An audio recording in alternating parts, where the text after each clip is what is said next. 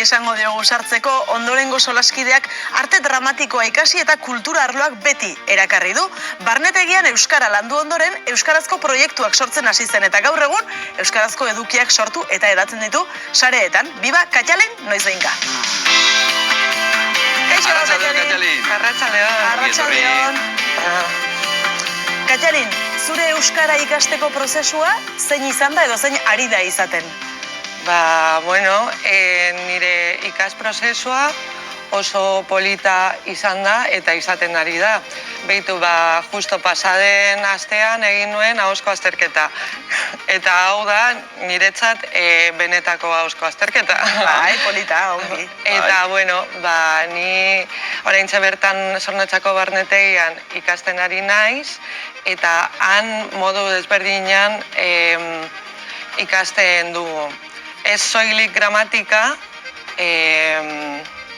gero arratsaldez jarduera asko egiten ditugu, adibidez euskal dantza, txalaparta, eta ostegunero pintxopote. Bai, horietan, momentu horiek berezia dira eta horiek laguntzen dute mintza praktika zabaltzeko, ez da? Edo atrebitzeko, ausartzeko, ez da? Bai, hori da. Ondo, gozatzen duzu, gustatzen zaizkizu jarduera horiek?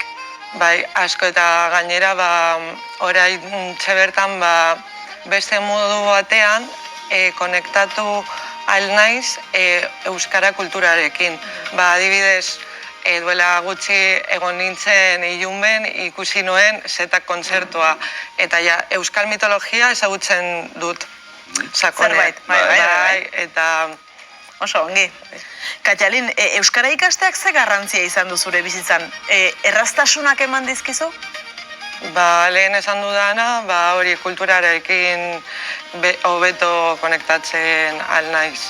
Adibidez. Eta, gero, antzerki batera joan daiteke eta euskara zentzun aldut, eta pizkanaka hobeto lertzen dut dana, eta gero jendearekin hobeto, komunikatzen zara eta harremantzen zara, ez da? Eta zu ere, sare sozialetan edukiak sortzen ari zara, ez da? Bai, duela gutxi hasi nintzen bideoak igotzen, eta, zergaitik, azkenean denbora pilo bat daraman Zornotzan, Barnetegian, eta nire ustez, nire ikaste prozesua interesgarria izan daiteke beste ikasleentzat, eta horregatik egiten ditut bideoak. Eta nola prestatzen dituzu bideoak? Normalean, modu natural batean, agian azoka batera joango naiz eta esaten dut, nire lagunei eskatzen diet. Bideo grabatu aldi dazu, mesedez, egin plano hemen, eta errepikatu mesedez, lagundu esaldi horrekin, eta horrela egiten dut. Eta gainera oso divertigarria da, eta hori, bai. Eta zure ustez, bideo hauekin lortzen duzu euskara zabaltzea, edatzea, sustatzea, piztea? Hori asmoa da, baina ez dakit nik agian bai. Zure inguruan ari zara komunitatetxo bat edo inguru bat sortzen, ez da? Bai, pizkanaka bai. Katxalin, 28 urterekin hasi zinen euskara ikasten, orain zenbat urte dituzu? 29. Beraz, urte bat daramazu euskara ikasten. Bai, serio hartu nuen iaztik. Iaztik, bai, hori da. Eta, hasi nintzen abi mailan, eta oraintxe bertan, B2 mailan nago, eta oso pozik nago, eta bidean nago, eta, Bai, zuretzat pauso importantea izan da barnetegira sartzea, ez da? Barnetegiko pausoa, ez da? Bai. Zer da barnetegia zuretzat? Importantea da, ez da? Nire bigarren etxe bizitza da. Komunitate bat da, ez dakit, nire Euskara ikasteak nire bizitza aldatu du, nire izena be bai, oraintxe bertan Katxalin noizbehinka naiz, lehen ez. Eta, bueno... Oso polita da hori, bai eixe. Eta noizbehinka zergatik? Noizbehinka delako. Batzutan zerelako Katxalin noizbehinka, ez da? Bai, eta, bueno, nire irakasle gogokoenak jarri zidan mertxek aipatu behar dut. Bai. Belarrera errusieraz ematen duelako. Aha, ados. Bai, Katxalin, horregatik da... Ados, oso ongi. Zure barnetegiko lagunak, Zornotzako lagunak orain zu ikusten ariko dira, zuzenean? Bai. Zerbait esan nahi diezu, edo mezuren bat, edo agurtu nahi dituzu, edo... Laster ikusiko dugu elkar. Oso ongi, Katxalin. Aizu, sare sozialetara gauzak igotzen dituzu, baina zu artista zara horrez gainere, ezta? Badaukazu beste planik, ez dakit, beste sorkuntzarik edo euskaraz beste zerbait egin nahiko zenuke? Bai, gauza asko egiten ditut, adibidez, oraintxe bertan, operan lan egiten dut, atretxista naiz, ni ez naiz abeslaria, oraindik ez. Oso zaila delako. Eta, bueno, beste antzerki batean zuzendaritza laguntzailea naiz, eta beste batean aktorea. Eta nire hurrengo proiektua izango da bakarrizketa bat, eta Mertxe Atutzok, nire irakasleak, ez da? Bai, itzuli zidan nire bakarrizketa euskarara. Eta datorren urtean egingo dut. Bai. Datorren urtean bakarrizketa estreinatuko duzu. Bai, eta, bueno, oso posik nago horrekin, eta etorri mesedez.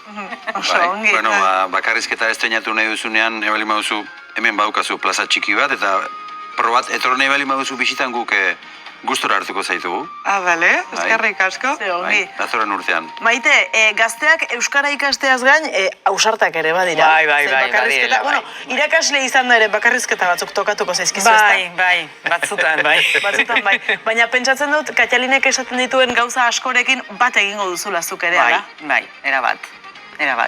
Ez nintzen jun bardetegi batera, baina umeak neukan lakau, momentu horretan. Baina ikusten dut, bueno, urte batean, politxa euskerak edukitzea, zoragarria da, ez? Bai. Bueno, orain ere badauzkazu umeak, zure klaseko gazteak esango dugu, edo ikasleak. Nire ikasleak orain ikasten ari dira. Ez daude telebista ikusten. Bakarren batez da egongo telebistari begira? Segurazki. Behar bada bai, ez da? Segurazki bai. Bihar ikusiko dugu. Bihar ikusiko dugu. Bihar esango duzute, ez da? Katxalin, etorkizunera begira, nola ikusten duzuzuk euskara, euskaldun berrizaren honetan, momentu honetan? Uste duzu erabilera handitu egingo dela? Bueno, nire ustez handiagoa izango da, baina kulturari esker. Azkenean, nik adibidez, pasaden urtean ikusi nuen Laura Penagosen bakarrizketa bat, eta berari esker, oraintxe bertan, nire ametsa da, nire bakarrizketa egitea, eta nik uste dut, hau da gure bidea, gure hizkuntza zaintzeko. Hori da, eta hori kutsatu egiten da, ez da? Maite, zu nola ikusten duzu etorkizuna?